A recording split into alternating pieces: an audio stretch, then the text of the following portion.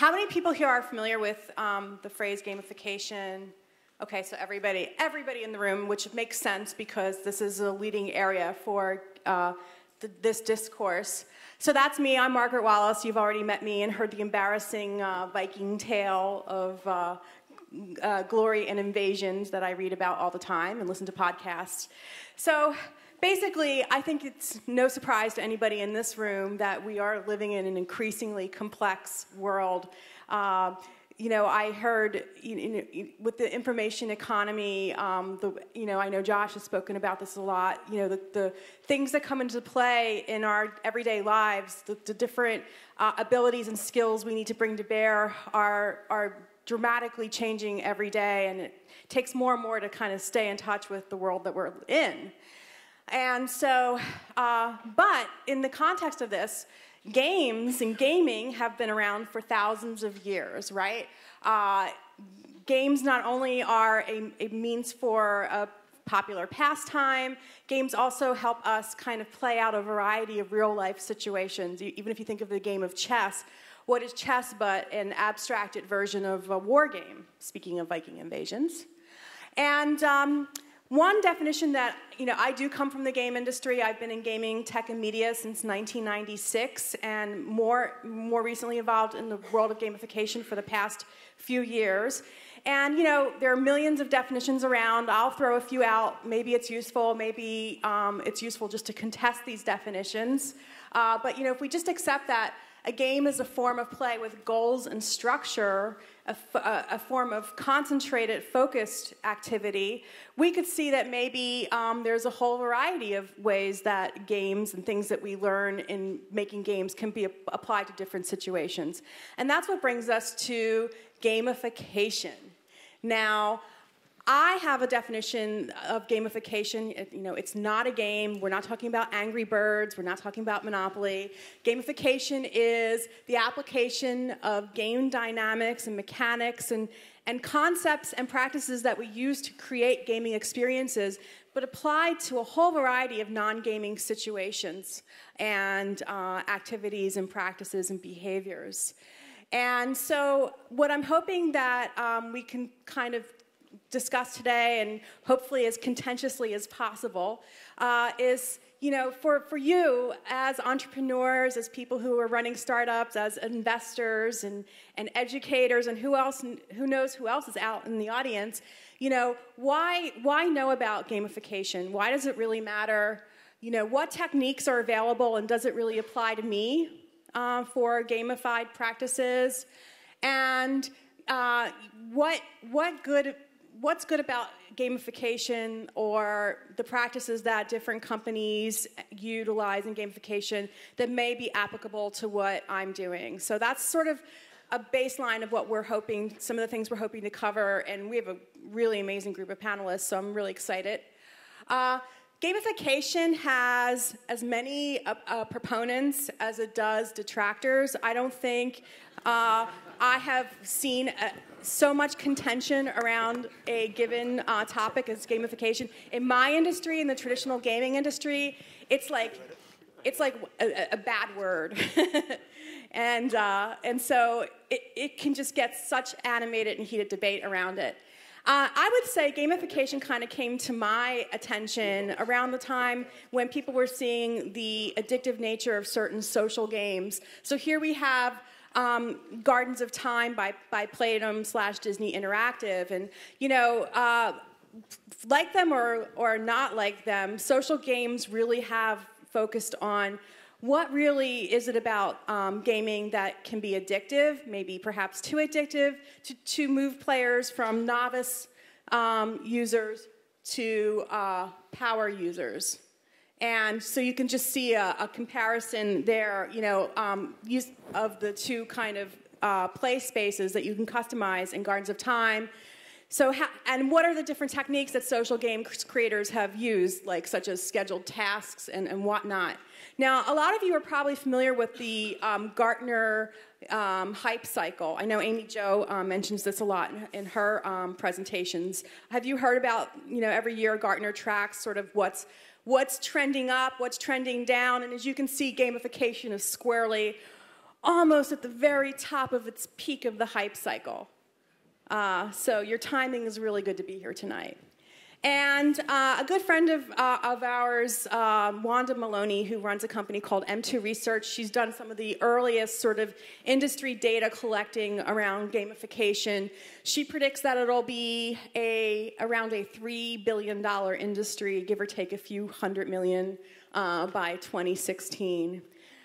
And she's even kind of, Wanda at M2 Research has also kind of shown where, which industry segments are concerning themselves with gamification. And look at this variety here. We're seeing it in everything from healthcare and wellness to consumer goods, retail, media publishing, and I don't even think this pie chart really accounts for all the different practices we're seeing in gamification across a variety of sectors. I'm going to zip through a few of those right now just to give you a sense of the whole breadth of application here. So, and some of these images do come from our panelists. So, you know, we have everything from gamification platforms, which, you know, here I have represented by Bunchball, so helping companies gamify their product or service. We have Kiip here, who's also represented by Courtney on this panel, a rewards platform, so talking about rewarding consumers with actual goods for virtual behavior, desired behavior.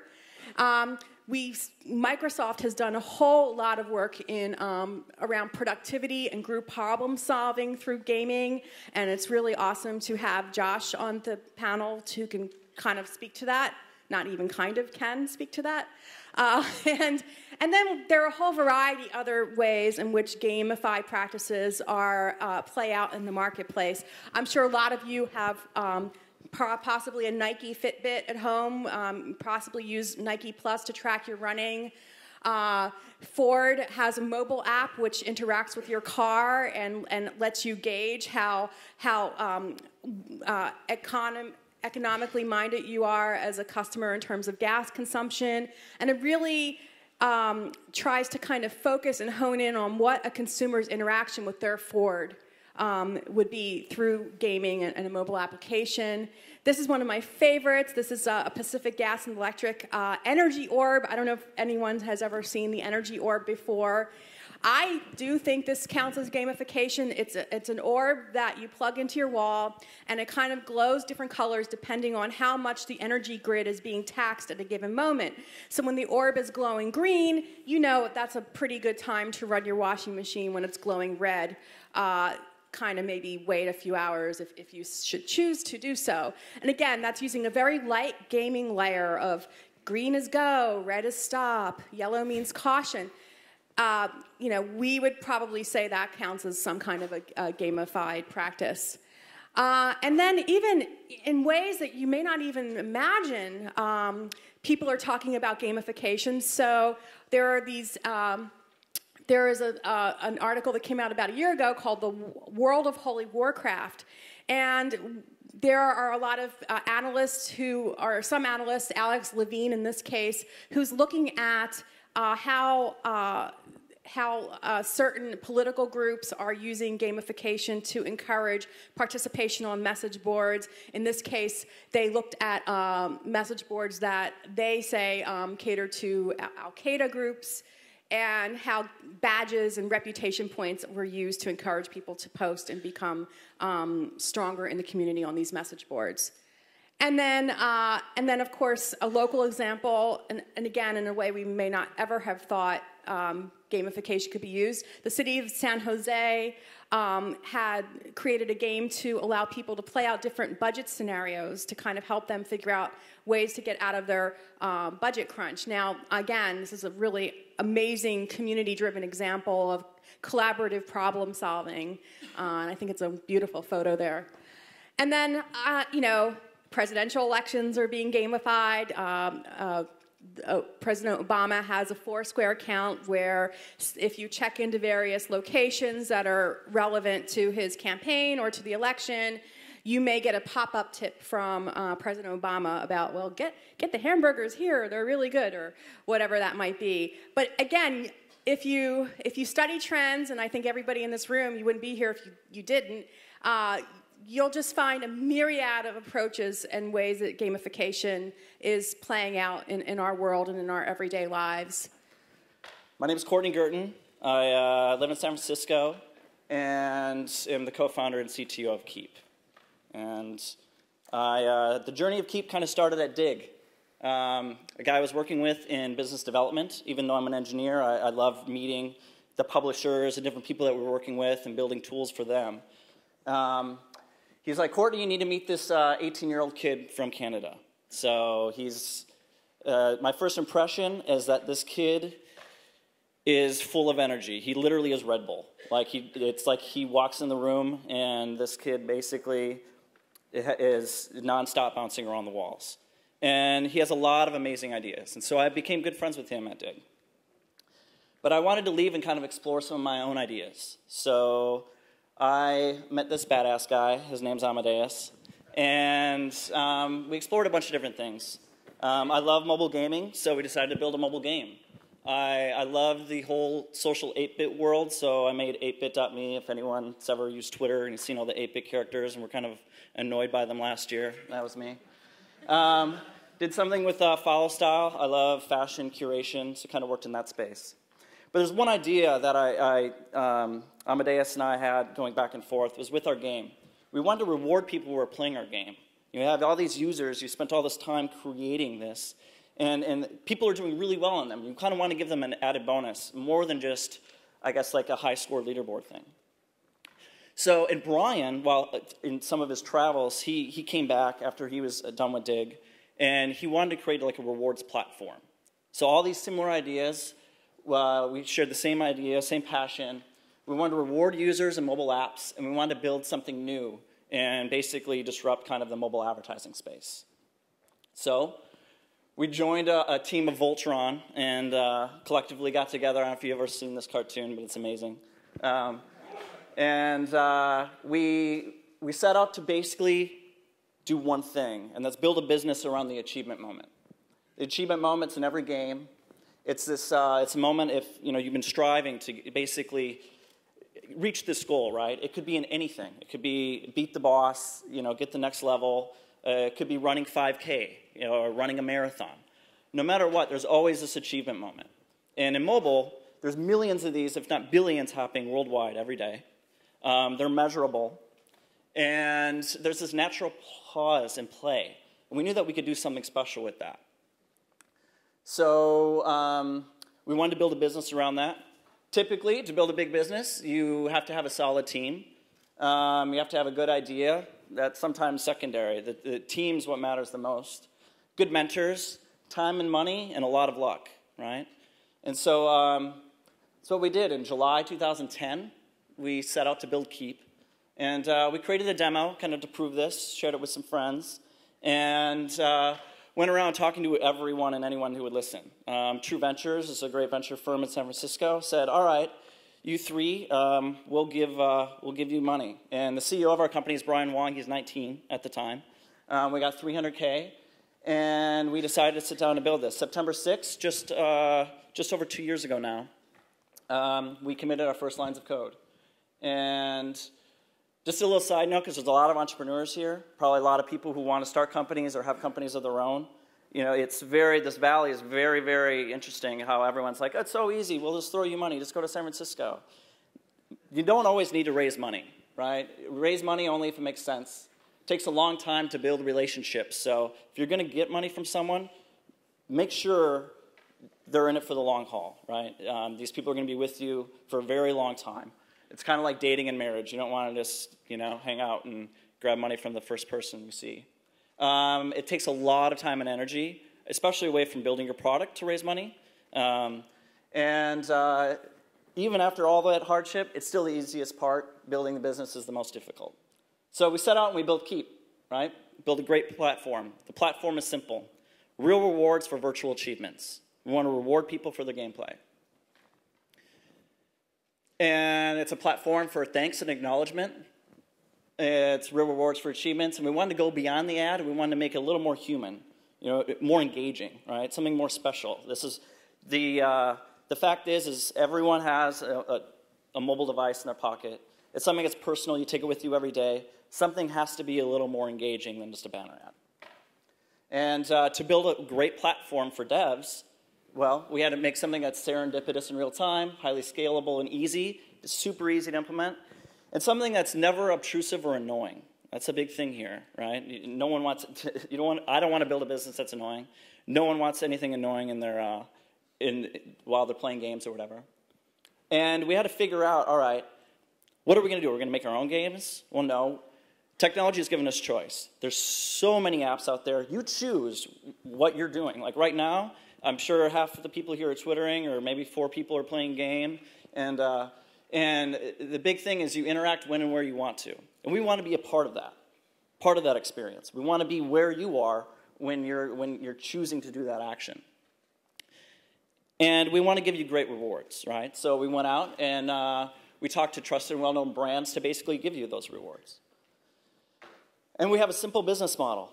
You know, every business needs a business model. Ours is here. We charge brands for each user engagement, and we share the revenue with developers. And this has been working pretty well, right? A lot of people love this. So in the stages of our company, right now, it's kind of the growth stage. We get to see a lot of people happy with the rewards that they're receiving, right? And it's been pretty exciting. We have 31 employees in 6 offices around the world. When building a company, you just need to have an amazing culture. And I think we do here at Kiip. We're expanding into other verticals, health and fitness, entertainment and enterprise, doing a lot more analytics. The big thing here is that gaming and rewards and achievements, they're just everywhere. They're pervasive in everything, right? It's not just in games. So I think that's a key indicator here. Simple tips, because I know that there's one thing that they wanted me to just kind of go over real quick, just about because there's a lot of entrepreneurs. Your team is everything. Create a great culture. Don't be afraid to try new ideas all the time, and realize that they're going to come from anywhere in the company. Anyone. Everyone at Kiip basically has the ability to raise their hand and say, Courtney, that's stupid. We should do this. And everyone, half the company is better for it. And find mentors and people who are experienced to help you out. And know that, you know, when building a business, there are crappy days. There really are. It's not all glory. And but know that if it's in your heart, you started out at the right foot to build this company, at the end of the day, it'll all work out. So thank you. That's it. If you have any questions, I know this is real quick of a slide because we're going to do the big panel now, but if you have any questions, just hit me up anytime. Happy to answer any of them. Thanks. AT, if we could just start with you, everybody please quickly introduce yourselves and tell us why or why not gamification. Is it compelling? Why is it compelling to you, if it is? So I think that's a great question. And Courtney, great job. You're a hard act to follow. That was like the fastest 5 minutes in entrepreneurship. That was an MBA in a box. Yeah, there you go. Those are the things they don't tell you and teach you in business school. So I'm Andrew Trader. You can call me AT. And I have been really fortunate to kind of be on both sides of the table in the world of gamification, both on the company side, so I was part of the founding team at Zynga, and also on the investment side. So for the last 2 years, I've been at a consumer-focused venture firm called Maveron. And I've seen a lot of companies who have been approaching gamification for different industries in different ways, but almost exclusively in the consumer context. So I think I'm gonna be one of the people talking about things mostly from a consumer lens. And so gamification, hell yeah. You know, the value prop in my mind starts with the idea of relationship capital. This is one of the really important concepts around what makes social games, like at Zynga, what makes Farmville so compelling. And you know, when we were starting Zynga, it was, you know, we kind of had these 3 priorities, and they were reach, retention and revenue. And I think that there's a lot of applicable things about gamification that you find not only in social gaming, but also in all of these other applications, whether they're consumer applications or enterprise applications. Because what you're trying to do is you're trying to incentivize the right behavior. It might be collaborative, it might be competitive, but you're trying to incentivize the user to engage more deeply or spend more money. And the elements that drive gamification in social games are also the things that drive gamification in other consumer applications. Okay, wow, 2 tough acts to follow. For introduction, that was almost an MBA in a box, too. My name is Joshua Williams. I work at Microsoft. Specifically, I work in the Link group. For us, games really wasn't our business to begin with. What we were trying to do is find a way to make our own jobs more interesting, I guess. So it's largely selfishly motivated. And that sounds somewhat patronizing, but those of you in software development are probably familiar with the classic game, the bug bash, right? Where everyone beats on a feature for a day or two, and then the person with the most bugs gets some prize, right? That type of game has been around forever in software development, I would assume. It's been as long as I've been at Microsoft, which is some time.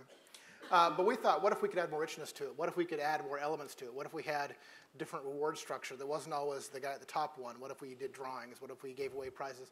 All in the vein of how can we get a task done in a more engaging and fun way, right? There are parts of work that, well, are work. And so why not find a way to make them more fun and more engaging?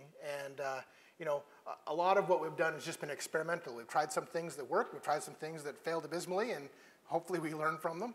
And we just have kept trying, and I think we've had some good successes. So I think for me, we came into it with the name productivity games. Like, can we make a game where we try to increase the productivity of a group of people because we've made work less painful and more engaging. And that's really where it comes from me. As for the concept of gamification in a larger sense, I say, yeah, but it has a lot of challenges in it that perhaps sometimes get overlooked. It can create more problems than it helps, and it can also solve huge problems that can't be solved any other way. So I would say it's a double-edged sword, but I, in general, am for it. Great. I'm Amy Joachim, the co-founder of ShuffleBrain, and we are a design company, and I have been doing both game design and web and social media design for a long time before the word gamification was around. And I've long been very interested in and shared my ideas in how to take much of what makes games compelling and translate them into a broader range of products and services. I worked very early with eBay, translating their systems into something that was more compelling, their featured sellers program, tune their reputation system, that sort of thing. And a lot of my practice these days, the last few years, has been in implementing and tuning social systems that underlie many different kinds of websites and mobile products. So reputation systems, those sorts of things, which you could certainly call gamification. That word has rubbed me the wrong way, and I think many, many people in the games industry that come out of gaming have that experience, because what very early forms of gamification did was took some of the things that are actually not the key thing that makes games compelling, the external progress markers, and put them in place without a thought-through experience strategy for thinking about, well, what experience are you delivering over time? My perspective is that what makes games compelling, much more so than those progress markers, and there's nothing wrong with a good progress bar. I love a good progress bar. But a lot of what makes games actually compelling over time is when they unfold new experiences to the player. And when they're giving you new things to learn, new things to master, doling out just the right amount of challenge to keep you engaged. So a lot of my personal work is in designing systems to be more like that, even if they don't look like games. And what's exciting to me is seeing how quickly people are getting more sophisticated. So now when people say gamification, all that points and badges, frankly, that was last year. I think people are getting smarter faster.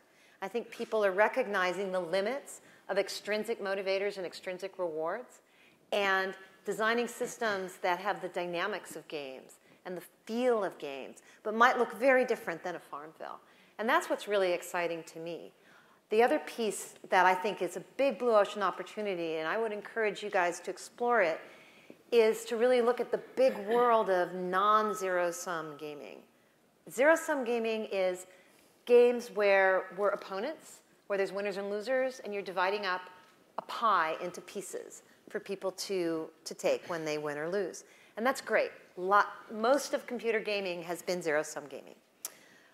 I think, given the change in the audience, and now the games audience has dramatically changed in the last few years. It's going mobile. It's going both genders. It's going all ages. If you look at the stats, Wanda's shared some great stats, Wanda Maloney. And you look at the trends, what you see is that where all the growth is mobile and social, and games where both genders are playing in equal numbers. And what that means that there's a huge opportunity for non-zero-sum gaming, games that are collaborative, where we're partners rather than opponents. And I think in the next 3 to 5 years, we're going to see some tremendous innovation there, both in the consumer world and also in collaborative systems inside of companies. So I think that's a very exciting new frontier. My name is Rajat Paharia. I'm the founder and chief product officer of Bunchball, where we created the gamification industry in 2007. We actually didn't know what to call it. We were calling it all sorts of things. Game mechanics. I tried to coin this term. Web catalytics that didn't stick. I got fired out of the marketing team at that point. And then in 2009, I think, we started using the term gamification. And Gabe Zickerman, who has been writing books and leading conferences about it, he also started using it. And that's when the term kind of took off. And so on the one hand, I'm sorry. On the other hand, your game designer friends can suck it. Because it's the term, and the industry has a term. And I'm just happy that there's a term and that there's a word for it, right? But you know what? If you're allergic to the term, then there are a bunch of other ways to look at what gamification is. There's measure and motivate, reward and recognition, reputation, loyalty, guiding and amplifying high-value behavior. All those things are really what you're doing with a gamification system. They're just different ways of saying it, right? And they don't offend the game designers.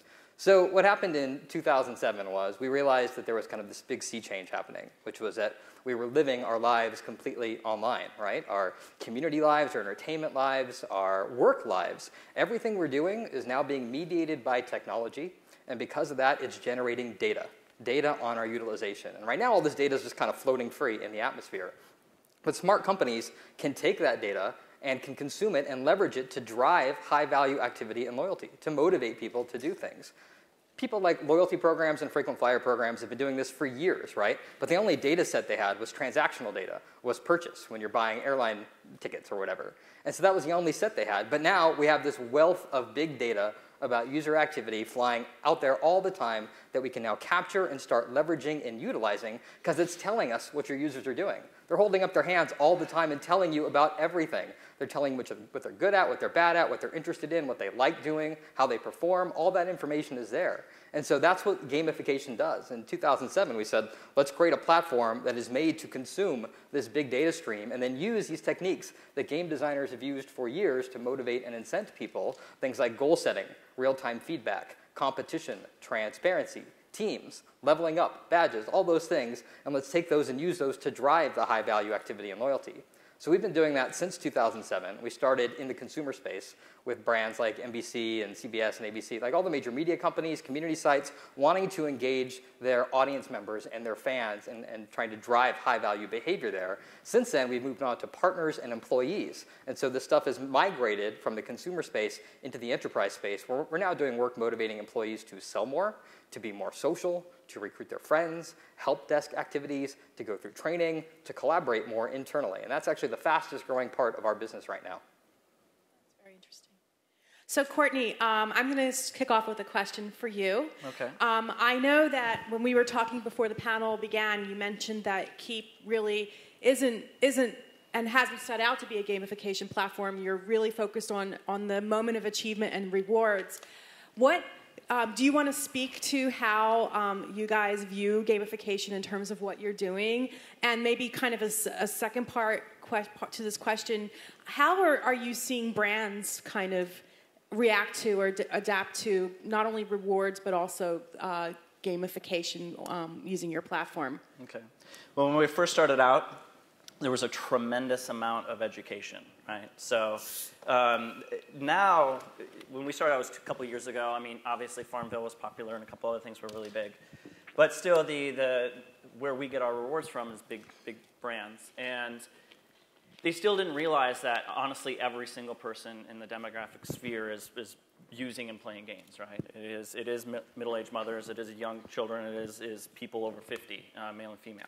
And so there's a lot of education there. And actually, after you overcome that and you show good data, and what we've set out to do is let the game developers that we partnered with design their own game, right? They know where they want to bring the user through. We're not there to make them and to say, hey, this would be a better game mechanic versus X and Y. What we wanted to do is they have specific set goals that they want the users to accomplish. And when they're done doing that, if they tried really hard to do that, we serendipitously give them a reward. It's more of a surprise and delight. There's not a very direct path to any particular reward that we might give them. And that's key because people are doing and using this app the way that the game developer has basically designed it to be. And we're there just as an added thank you. And it just enhances the experience. We do it in a way where it doesn't take you out of the application. And what we've seen is that over the last couple of years, brands are now really, really knowledgeable about how engaging people are in games. It's not just us educating them, and it's Zynga and the whole world, basically. It's because it's been sprinkled in, maybe they're in their work environment. And I think that's where gamification gets kind of a bad name, and it's because of kind of maybe people weren't thinking about it as a real thing. They just kind of go, oh, the Silicon Valley seed round gamification dust. I'll just sprinkle that on my app, and now I'm gamified. Give me 800 grand. And that's just BS. That is total crap. And you can, what you really need to do is just figure out what is a great experience for my users? How can I make it fun? And I think a great example of that, has everyone heard of the fun theory? I mean, they've done a lot of things, very popular in 2009. Just go to thefuntheory.org, I believe it is. You'll be blown away by what they've been able to do. Simple things as throwing away trash in a trash can, right? You throw it away and it makes the sound. It has a sensor and it goes, boo! And it's like, literally, you just think that it's falling forever. And you just film people throwing trash in it, and then they run around trying to find other trash to throw in it, right? Running to go upstairs, like they want to get people to stop taking the escalator. And they filmed it like for maybe a week prior. There's a big thing of stairs here, no one's taking it. Everyone's using the escalator. Then they put a piano step over here on the stairs. Everyone is like dancing upstairs. It makes everyone happy. You're walking down this crappy escalator to go to work, and now you're dancing on your way to work. That's the gamification that I like, and that's what I'm inspired by. And I think that, and what we're trying to do here is, at least in the world that I'm in, because we're not trying to be this gamification layer, we really are the rewards layer, is just to enhance that experience a little bit, and to make brands and give them like a way to say, hey, when you're happy, like we want to be there with you too. We know that you're playing in all these different areas, and we just want to give you a high five. And so that's it. Thank you. Rajat, I'm an entrepreneur, right? I mean, I am. No. But what do you say to entrepreneurs who come to you and they don't have a product out on the market and they're trying to evaluate whether gamified elements or adding some kind of qualities of gamification to their product makes sense or not? And then kind of a second parter is, what are some of the worst things you've seen in terms of implementation that people in this audience should steer clear of? So So your core product has to have some core value. I mean, Margaret talked about the definition of a game, right? There's like rules of play, entertain, like those are the words. If you have a news site, you don't have fresh news every day, like no amount of gamification is going to help you, right? Your product has to have some intrinsic value and reason to exist that your users want. So that's number one. You don't have a product yet, you have a slightly different problem as an entrepreneur, and you better figure that out quickly. And then number two, you need to figure out what is the meaningful value for your end user in participating in your gamification program, right? And this gets into the whole thing of rewards, right? Like a lot of the easiest thing to do is throw money at people and say like it's all about dollars or swag or stuff like that. But oftentimes the things that motivate people aren't related to that, right? They can be early access to content. The Guilt Group is one of these daily deal sites in New York, and every day there's a new deal at noon, and there's a limited number, and so you get in there, you're in the scrum with everybody else, maybe you get it, maybe you don't. If you spend $25,000 with the Guilt Group, you level up to the Guilt Noir level, and you get in at 11:45. It costs them nothing to fulfill, but it means everything to those people, because they're guaranteed to get the deal that they want. If you're part of the Lady Gaga fan club, which I know all of you are, and you're one of her top 100 fans, and she gives you a choice, $100 or insider access to my tour diary that nobody else has, I can guarantee you that everybody in that top 100 will take the insider access to the tour diary, right? In that context, you're a passionate fan of Lady Gaga.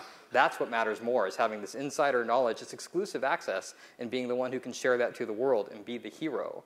Power insights, moderation abilities, like all these kinds of things mean more to people than actual dollar value rewards. And so that's kind of the second thing to think about is like in your context, what is the meaningful value that you can provide?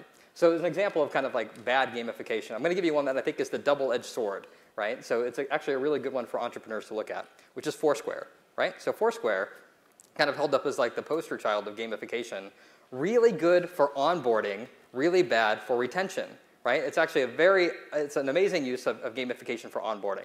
On day one, you've gotten Foursquare, it's just launched, and they need you to press the button to check in because they need that check-in data so they can derive some value from the service. So they can go to local merchants and get deals, so they can start recommending things, but they have no data. So they need you to press the button. So what do? They use gamification, right? You've got points, you've got the mayor, you earn badges, all this kind of stuff, and that gets me to press the button.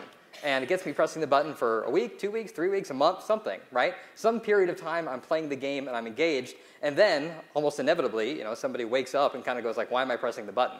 I better be getting some value out of this. And that's when Foursquare then needs to deliver some value. They need to deliver, find hot singles nearby, or city guide, or discounts off of local merchants. And you can see they're trying all of those, right? But gamification there is not a retention tool for them. They're not using it for sustained engagement. They're using it only for onboarding. And because of that, it's great for scaffolding people up to a point, but then they have to actually deliver the value. But to your earlier point, they're also using it for data collection, and now they're leveraging their data collection through their Explore feature. Exactly. Which was the point you made earlier. Exactly. So it's working under the sheets. Yes.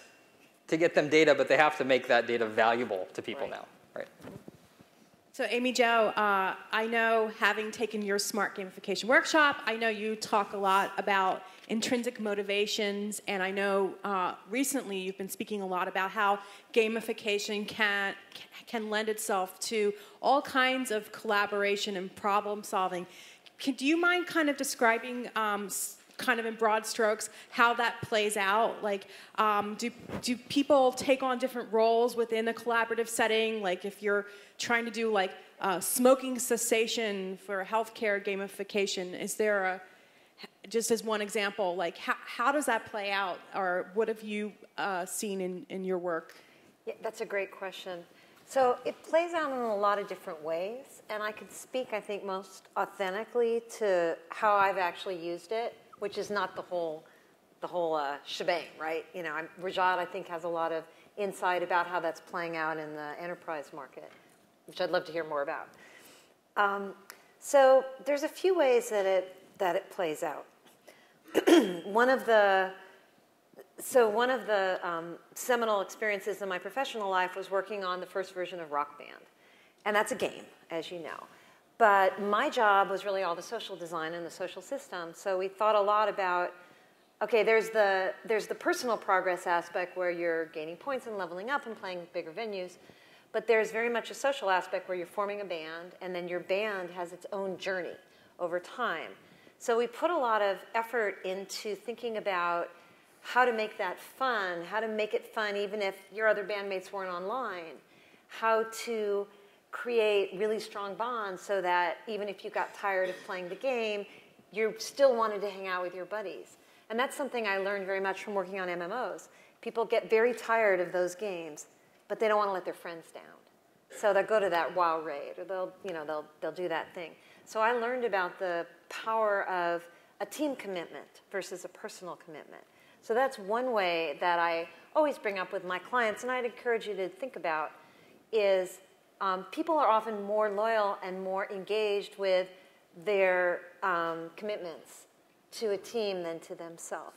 Something that I've been learning about lately that I'm really on the edge of understanding is the relationship between the fundamental point systems that you set up in your product or service and the opportunities you open up either for collaboration or for competition.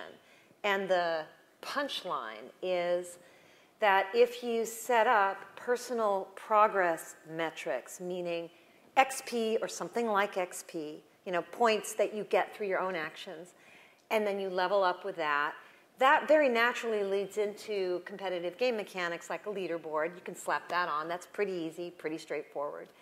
And while you can layer groups and teams on top of it, WoW is a great example of that, World of Warcraft.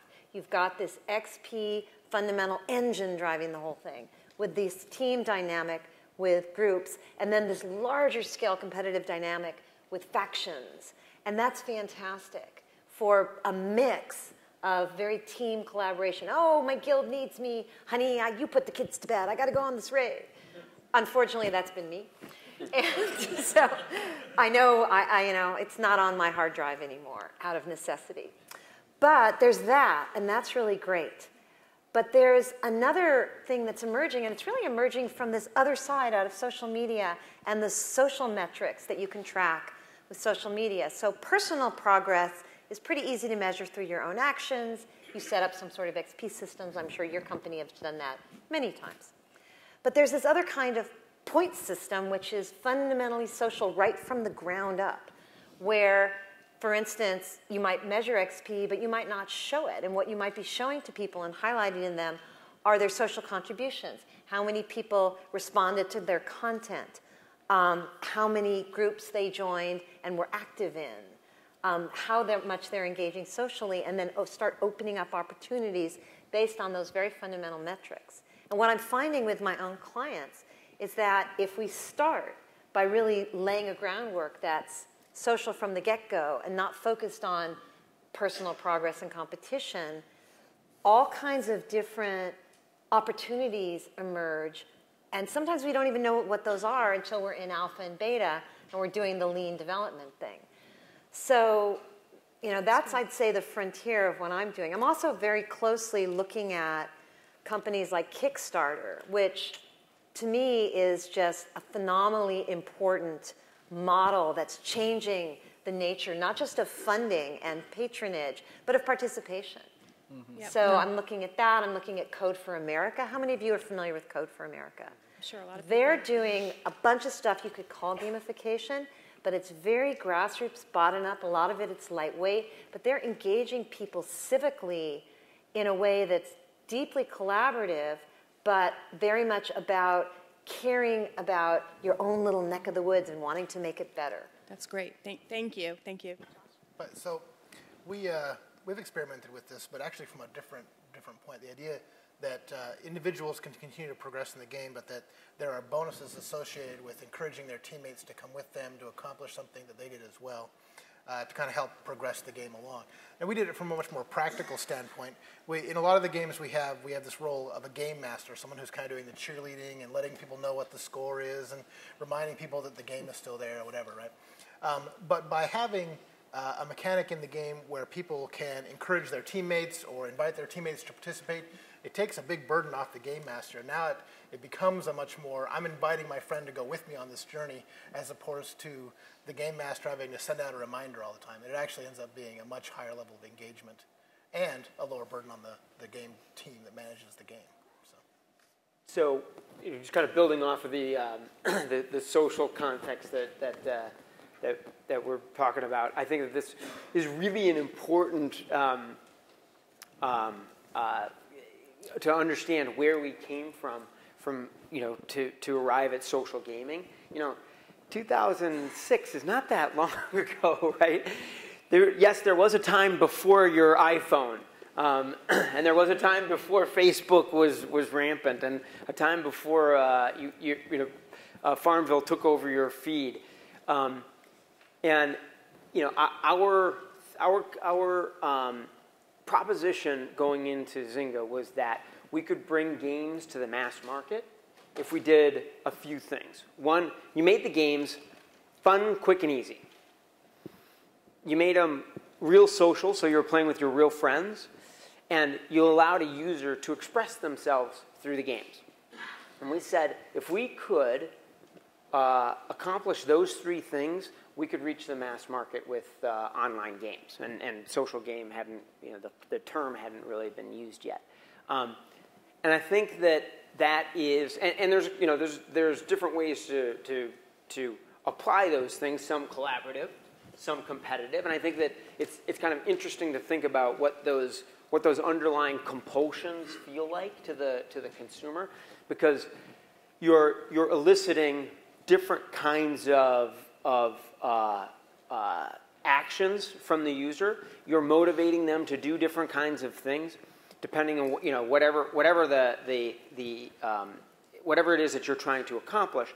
And I think about, okay, so how are those things applied to the things that we use every day? Reward programs, for example.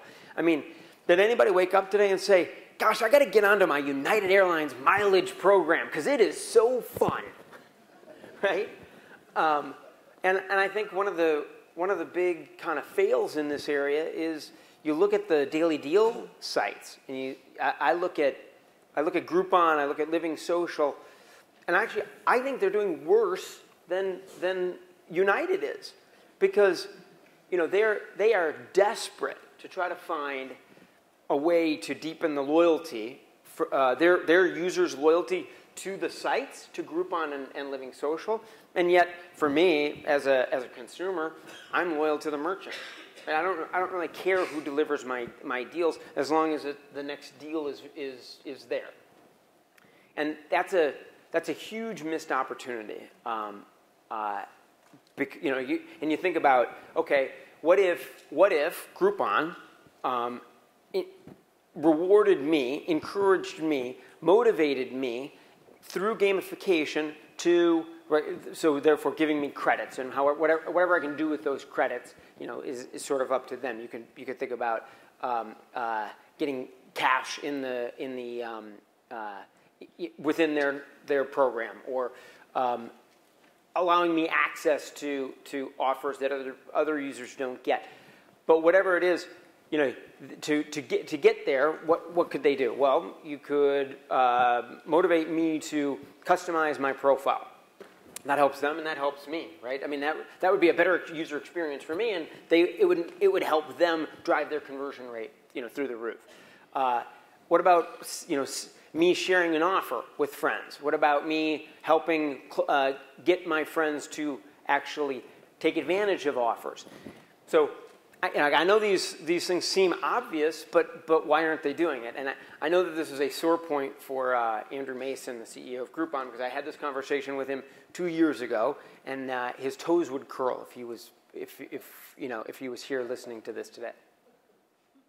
So when you must see a lot of folks come to you and pitch you a lot, and I'm sure a good number of them have some kind of gamification elements. How can you tell if they get it or not?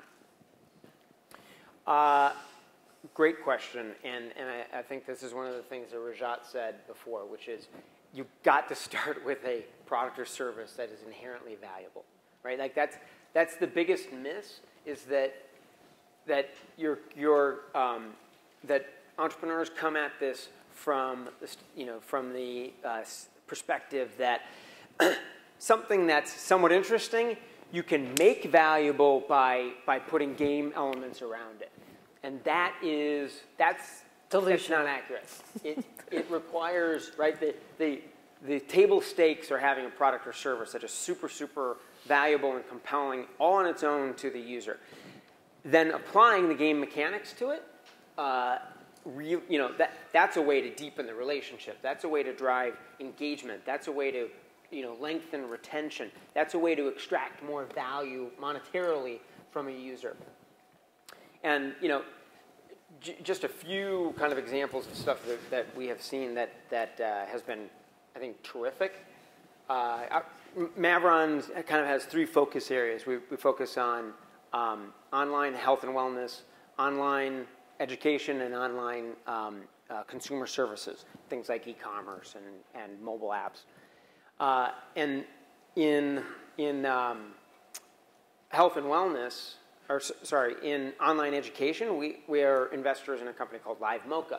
LiveMocha is social language learning. Michael Schutzler, who's a game guy, that's right. So this is near and dear to him. But they have done an amazing job of applying gamification to their language learning marketplace. And the way their service works is I would interact with a native speaker, somewhere around the globe. I want to learn a language. They want to participate in a network and have a conversation with somebody who's interested in learning it and learning a little bit about their culture. But not only have they added kind of these elements where I get coins, I get currency in the game, in the service for completing levels, for achieving goals, but also I get currency for helping others. And that's really the dynamic that they're trying to drive. Yeah, I'm a huge fan of LiveMocha. Josh. Can you say that in Spanish? I can say that, ich kann es auf Deutsch sagen, but I can't say it in Spanish. Josh, you mentioned something earlier, like when you're working on games and applications in the productivity space, specifically at Microsoft, you mentioned that a few surprises have come up along the way, like, for example, leaderboards and how leaderboards are leveraged. Can you kind of tell us about that?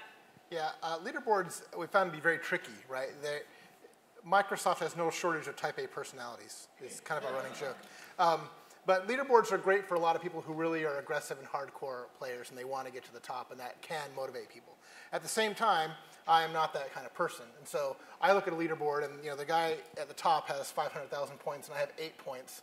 And for me, that's an immediate turnoff, and I'm gonna put the game away, right? So there are side effects to that. Now we've done a few tricks to kind of turn it on its side. Like instead of the top guy getting the award, the top 10 or top 20, we do a drawing among those people to see who gets the award. And that kind of softens it because maybe I can fight enough to get into the top 20 or something like that. We've also done things which instead of just a straight leaderboard, we have a layer of abstraction where we say, I, on a given day, can accomplish X.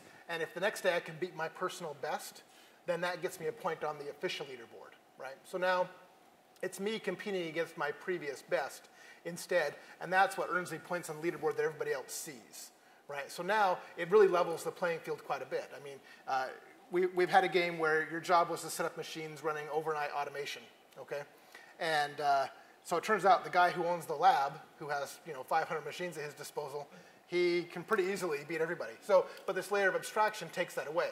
Now, can he beat 500 with 501 the next day? And if he can, that earns him a single point.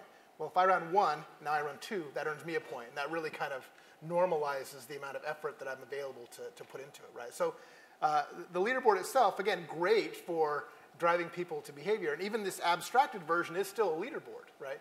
But now it lets people play on a more normalized playing field and is less likely to set up in a scenario where people are discouraged or just give up and stop playing. I love that example, and both you and Amy Jo have both talked about abstracting, so taking like the pointsification or the leaderboards and abstracting that to another layer of meaning for the user. I think that's a wonderful. Amy Jo, what about, if you want to comment on that, feel free to, or what about fun? Is fun a necessary part of gamification? Is that an inherent necessary part? No. Uh-oh. I agree. It doesn't have to be, right? So, I mean, it's about engagement, right? It's about making it a compelling experience, or making it an additionally compelling experience on top of what you're already trying to do. It doesn't, you know, again, you should have something that's compelling to be there in the first place. This is an add-on to maybe drive a longer-term engagement or something like that, as opposed to a short-term engagement. Is that, sorry. No, that's great. Nothing to be sorry for. No, that's great. So I'll just build on that. So this, I think that, as Margaret said at the beginning, and as I think you're all learning from us, gamification means really different things to different people. It can mean something that's a lot like a loyalty program. It can mean a tutorial like Ribbon Hero that looks more like a game. It can mean very different things. And what I see is that over the next few years, it's going to stratify, and I already see the signs of this. So, you know, game techniques applied to education is really going to become its own thing with its own best practices, because that's what it is, whereas the enterprise work is very different and has different goals. A client of mine who's in enterprise at SAP told me that he thinks the core of all gamification is fun. And I said, why do you think that? And he said, because we desperately need more fun at SAP. And so it's correct. I understand from where he's sitting, that's what makes sense to him. But I did a progression design for an online for-profit university called YouNow. You may be familiar with them. It's in a similar space. And we were really working with the people that were putting this together and trying to deliver a quality education to very low-income people who were taking time from their families and their jobs to do this. And so the core of what we were designing around was the carrot of, if I can do this, I can get a better job. That's what was motivating them. The fun factor was just about irrelevant for that particular audience. What was important was a really clear sense of progress and help taking what seemed like an insurmountable task and breaking it into a series of manageable goals. And that was the core of what we designed around, plus really compelling feedback at the right moments. But fun was not the core. So what I think is going to happen is, in some segments, in some verticals, fun is key and very important. But if you're thinking, wow, I could really learn from games, I'd like to apply these to what I'm doing, but what I'm doing doesn't really want to be fun, that shouldn't stop you from pursuing these valuable techniques. That's great. Thank you. And I have some questions that have been texted in. Isn't that kind of cool and newfangled? And I'll start off with Rajat about, what do you think about the word gamification? Just kidding. Do you think it's a Skinner box? Just kidding. One of the questions from the audience, or that was texted in, is, can you give us what you look at as examples of key performance indicators for gamification? How is it measured, and what are some of the examples of success? Yeah, there's no one answer for that, right? It all depends on what you're using it for. And so whenever we sit down with one of our customers, we always start with the key business objective. So if you're trying to get salespeople to sell more, it's, did they sell more? If it's trying to get kids to exercise more, did they exercise more? If it's trying to get more page views on your site, you know, you start with the end and you work backward from there. Okay, what are the behaviors that lead to that? And then what can we do? What motivates those users? And then what can we do with this palette of tools that we have in order to craft an experience that satisfies the end user needs while at the same time accomplishing the business goals? So in the case of USA Network's Club Psych, it's all about page views, time on site, visit frequency, things like that. In the case of Salesforce.com, it's about getting salespeople to sell more. In the case of Hope Lab, I actually love these guys. So nonprofit in Redwood City, trying to get kids to exercise more. So they built an activity monitor. Looks like a USB stick. The kids plug it on their belt, run around all day. At the end of the day, they plug it into the USB drive. It uploads all their activity data. And for every 10 minutes they've spent in a certain activity zone, they earn points. More than an hour, they get extra points. Certain days are double points days. They can then take those points and redeem them for either virtual goods or parent-funded real-world goods. And they've been able to show a 30% increase in activity amongst those tweens, which is the equivalent of them running an extra marathon every month. And so, again, it all stems from, like, what are you trying to drive at the end, and then setting up the measurement plan from the beginning to make sure that you can capture all that data. That's great. Thank you. I don't know if you wanted to speak to that or take another. No, I actually totally agree with that. And we leverage the same thing. I mean, so with the Kiip platform and the rewards platform, what kinds of things do you guys first of all look at to measure success? And how do you work to ensure that the rewards are meaningful? Like whether that's through design or through your mysterious algorithms or. So there's several things. One of which is for different types of verticals, whether it be, we kind of have our health and fitness channel, and then we have our gaming channel. We do know, the developers do know somewhat what the average user is, demographic, age, gender, things like that, right? But you'd be actually surprised at how many people don't know. I mean, so we went and we just kind of, through lots of different feedback. Hey, do you like this reward? What do you want to see? Just asking the question, hey, we can give you better rewards if you just tell us, if you male, female, do you like to run more? What do you like? And in any of those surveys, honestly, it's about, I think the first time we did it, it was like 57% of people responded with their gender and their age. And we saw a huge increase in terms of redemption. It's testing out new things. We kind of made the mistake when we first had this, as you always do with companies, is we had Carl's Jr. and Hardee's rewards, right? Basically you get a shake or a burger or things like that. You can go into Hardee's and actually redeem that. Kind of cool, right? Not very cool if you just ran 5K, right? And so people were getting these rewards in fitness apps. And the fitness app developers weren't totally pleased. And so obviously we added different triggers and things like that to basically the end goal, and this is all in marketing in general, is the right reward to the right person at the right time. That's why we don't sit there and we blast you with anything.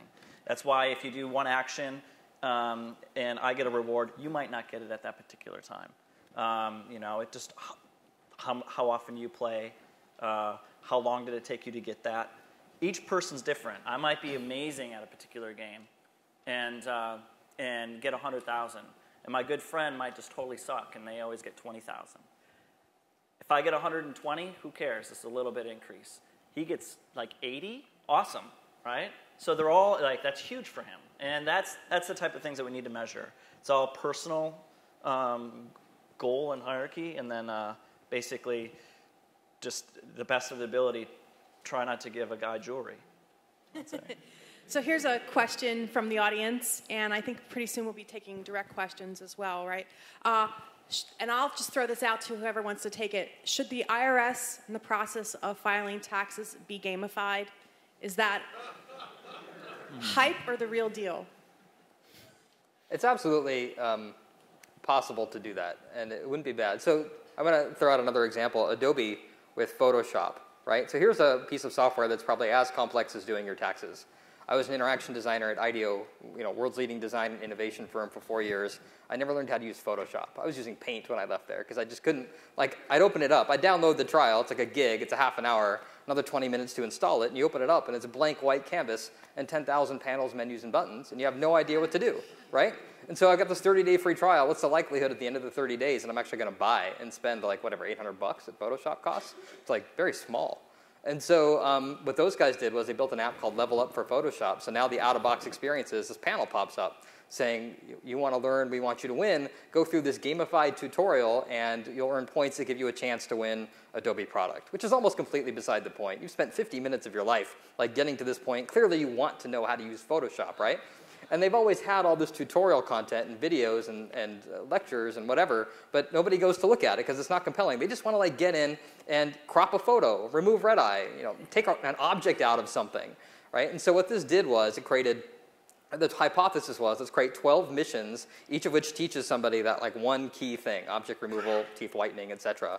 Split them across 3 levels, 4 missions in each level. You can't get to level 2 until you do all the mission 1 levels. You've got a progress bar showing you your progress through the level. You're earning points as you're completing them. You're unlocking badges. You can share to Facebook, tell your friends you're kicking ass at Photoshop, all this kind of stuff, right?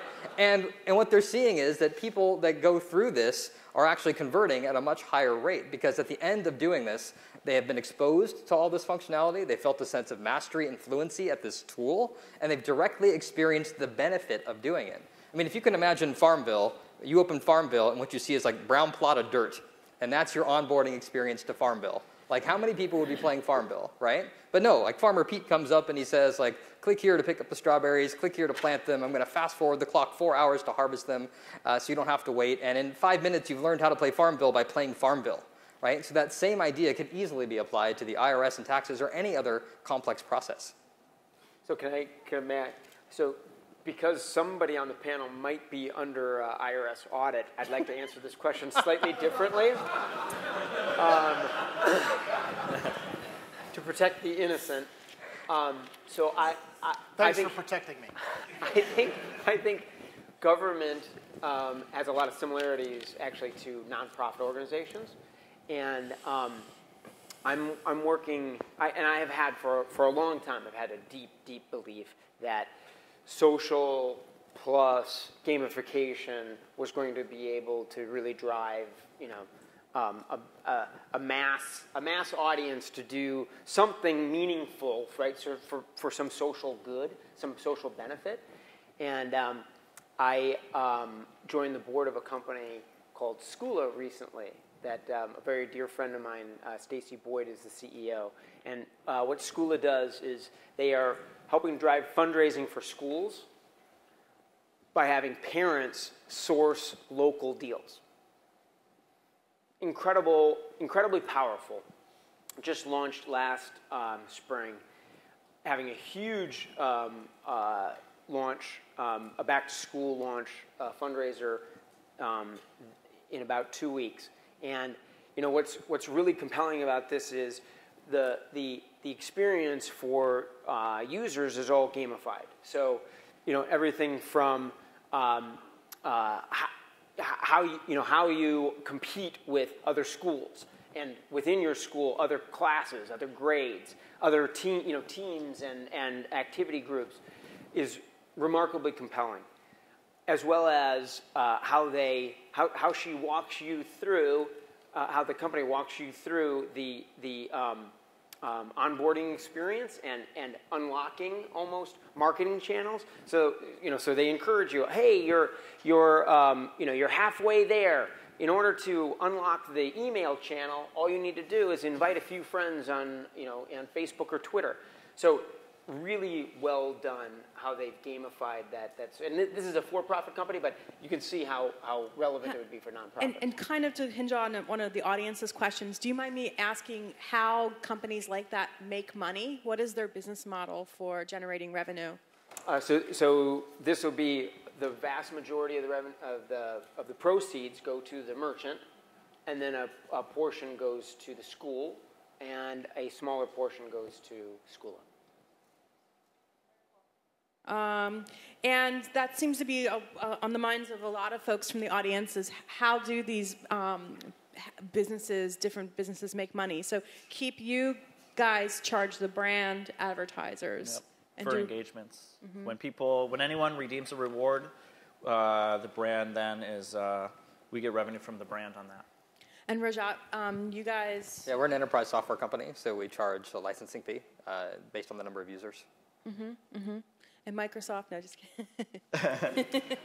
None of the solutions we've done we've actually charged for. Right? Ribbon Hero is free giveaway.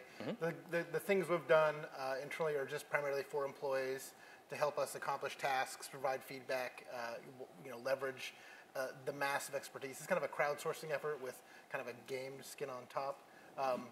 So we're really trying to just get things done that help us internally meet business needs. Great. Are there any questions from the audience right now? So is there an end game or is it a grind? I can try that. So in a lot of the games we've done, we actually have an endpoint which is time-based, right? So you need to be able to see how much you can achieve in this time, and then whatever the top of the points is. The reason we do that is a couple. One of the big reasons is people do lose interest over time. The truth is people have done the task they needed to do, and the game mechanic is going to seem worn out and overplayed, and you need to make it disappear. So we put artificial constraints on the games we do, specifically because we don't want people getting bored and frustrated with it and ruining the brand of doing another game in the future that we want people to do work for us in, right? So we don't happen to use the mechanic of a boss. Like there's not one thing that's harder at the end than anything else, and then you're done. Although it certainly is a mechanic that could be used. I'm not sure off the top of my head how, but nonetheless, it could, right? So, but we do have other mechanics like, once you've shown your proficiency in accomplishing X, we unlock a new thing for you, right, to do it, and allow you to do a different thing, which provides a different type of feedback that may be more valuable because you're a trusted, reviewer or whatever. You know what I mean? So there are things like that that are good mechanics that come from games, but the boss one, I just haven't personally used. So in my mind, I think that I think that there's a real opportunity here. If you were going to ask a question a little differently, where does gamification go from here? I would suggest that there's an enormous opportunity to leverage the social gaming mechanics plus gamification plus social in a much deeper way. So, when I think of the gamification elements, it's a leaderboard, it's progress, it's whether it's collaborative or competitive. But then there's also the underlying social gaming mechanics, which drive the compulsion, right? This is what fuels the addiction. You didn't wake up this morning and say, I wanted to be a farmer today. You said, holy shit, I can't let my strawberries wither, right? And that harvest mechanic and gifting mechanics and crew mechanic where you're adding neighbors to those are very, very powerful underlying social game mechanics. So I think applying gamification, those underlying social gaming mechanics and social in a more deep way, I think is where we're going to experience a whole bunch of different services, right? So why don't I get all of my news from my friends? Why don't I get all my entertainment and ratings and reviews from my friends, right? I mean, it's one of the problems that I have with Yelp. I go to Yelp, and I think like Foursquare is another great example. I go to Yelp, and it's only sort of valuable, frankly, because I don't know who the people are who are reviewing these things. Like if I have a 7-year-old daughter, I feel very differently about the kind of restaurants and movies that I go to than if I'm a 20-something, single 20-something, right? And so I feel like there's going to be a second generation of social services that leverage all three of those components. What are some of the most exciting ways the healthcare industry is leveraging data and big data in terms of gamified practices? This one's really hard, honestly. Like, we've talked to a lot of health companies, and you look at like the Fitbits and the whatevers of the world, and they all have like everybody. Like the joining the gym syndrome, right? Everybody gets really excited when they get their Fitbit or their Nike Fuel Band or whatever, and they run around for a couple weeks, and then it becomes the norm, and it gets boring, and it's not exciting anymore, and then you're done, and you've got like another useless trinket. And behavior change around health is really hard because the feedback loops are so like amorphous or big, right? I see somebody doing this in the audience, right? So it's like, I want to lose 5 pounds. I go to the gym, and I don't lose 5 pounds. It takes me like a month of going to the gym to lose 5 pounds, and I've got all this time in between there to eat cupcakes and sleep in, right? And that's much more enjoyable than going to the gym. And so health, I think there's a bunch of people that have tried it. You look at all those devices, you look at things like Health Month and stuff, nothing has worked. And I think it's because it's a really hard problem. Well, I think the key is feedback, right? So one of the mantras we use at work is that, employees want what gamers want, right? Which is why we make the games we do, right? Gamers have a feedback loop. If you fall off a cliff, and you're dead. And it's quick, you know what I mean? And that feedback loop now changes behavior. When I make that jump, I'm going to wait just a little split second more before I did the double jump to try to make that next platform, right? That behavior has got an immediate feedback loop. And, and games where we've had a feedback loop on how well people are doing have been much more powerful than when they don't have that feedback loop. Even just earning points is one thing, but seeing how they do compared to other people, how their feedback's being received, et cetera, ends up being a very powerful thing. That feedback loop is really, really key. I hear you. This is the last question. Actually, can I just, because there's actually, I think I'm an advisor to a company called Audix Health that has a social health and wellness social network called CareVerge. And actually, I think that they are the ones who are furthest along in terms of deeply integrating with the insurance companies to provide just that, right? And that's the use case is, hey, I want to manage my own health and wellness. So, provide me with a virtual currency that encourages me to get more sleep and eat better and drink more water and manage my condition better, right? Or a support network and community that can help me achieve those things. But also deeply integrate it with the carriers, and that's their vision, and that's what they've executed to this point really well on. So in 15 seconds or less, if possible, I'm going to go down the line, starting with Courtney. Gamification, where do we go from here? I think the big space is going to be personal. As these mobile devices are tracking more and more data about us on a regular basis, we're going to get a quicker feedback loop, and we're going to have much more data to process on. And I think that's basically the next generation for ourselves. I think gamification is going to change the nature of work. Actually, the data that employers can capture and utilize to motivate their employees, I think is going to be huge. I think it's going to be embedded everywhere, and I don't think it's going to be called gamification any more than we call Amazon.com's collaborative filtering an AI company. They're not an AI company. But just like AI spread into virtually all games and everywhere on the web, gamification will be embedded, and we'll understand it more through the verticals that it's enriching. I agree. I would say the future of work is play, both how we're communicated with. Instead of a big, long, email that explains what we should be doing, what the company priorities are, that could be an intro level to the next game of how do I learn what the company priorities are, right? And it's beyond just communication. It's how we engage. It's how we work. It's how we collaborate. And it won't be gamified, but it'll be fun. It'll be engaging. I think the VW fun theory work is fascinating as well, and is a great example of where the kind of thinking we should be doing moving forward. Social plus mobile plus platform plus gamification plus, okay, I'm just making some. Microblogging? No, I think connecting to how making the gamification elements meaningful in the way that healthcare will do that, and also the social 2.0 consumer applications. Thank you very much.